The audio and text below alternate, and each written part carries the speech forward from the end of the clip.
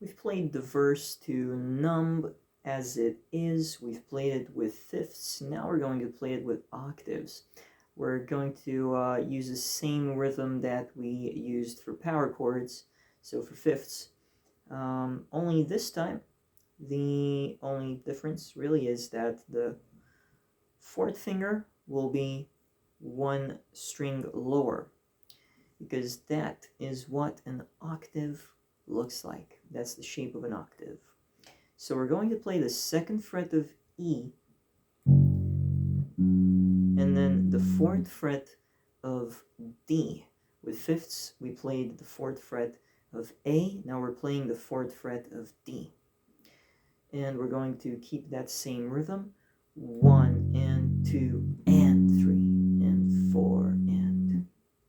So that is our first chord.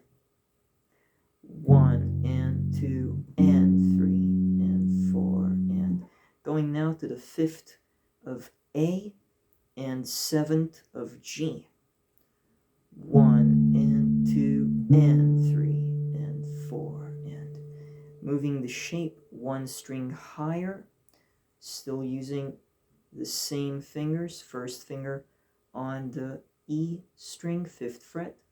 1 and 2 and 3 and 4 and the fourth finger with the third finger right next to it, of course, on the D string, seventh fret. And now we have our E. So for this one, for this E chord, for this E octave, really, not quite a chord. So for this one, we're playing the open E string and the open D string. And don't forget, for this one, it's super important. With the other ones, you might be able to get away with it somewhat, but with this one, don't forget to mute your E string with the thumb. Don't forget to lower the thumb.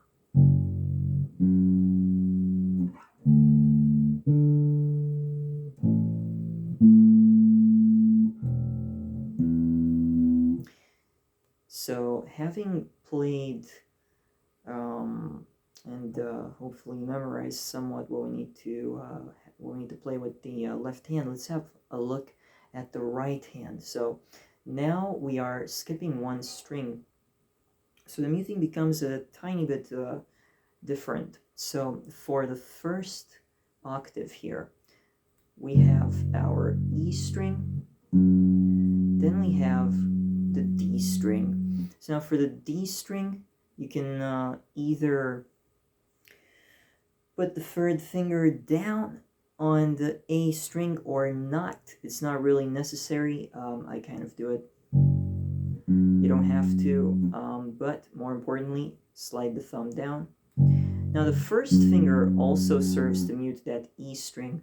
We do this thing where we don't lift our fingers off too far from the string. In this case, we're actually just not going to lift it off the string at all. We're just going to release the string, so just not going to press the string anymore.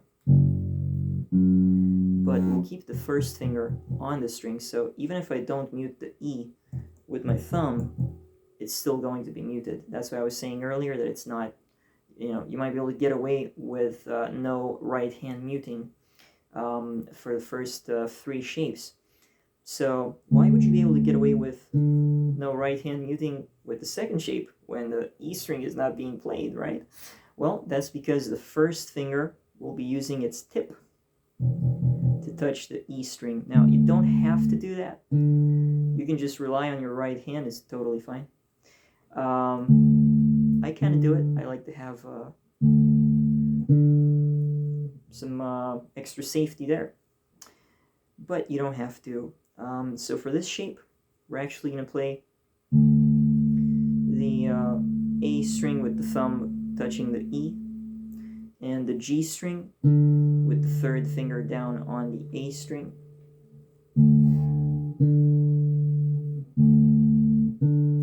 And still doing that seesaw motion.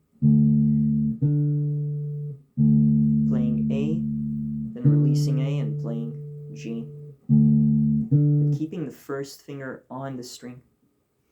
Now, this next one is, as far as the right hand goes, just like the first one. So, just gonna skip that one.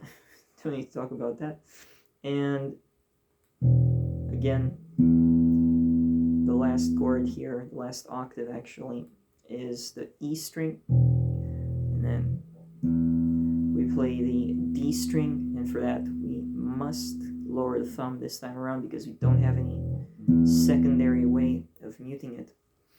And that's about it. So 1 and 2 and 3 and 4 and 1 and 2 and 3 and 4 and 1 and 2 and 3 and 4 and 1 and 2 and 3 and 4 and 1 and 2 and 3 and 4 and 1 and 2 and 3 and 4 and 1 and 2 and 3 and 4 and 2 and 3 and 4 and 1 and 2 and 3 and 4 and that is all.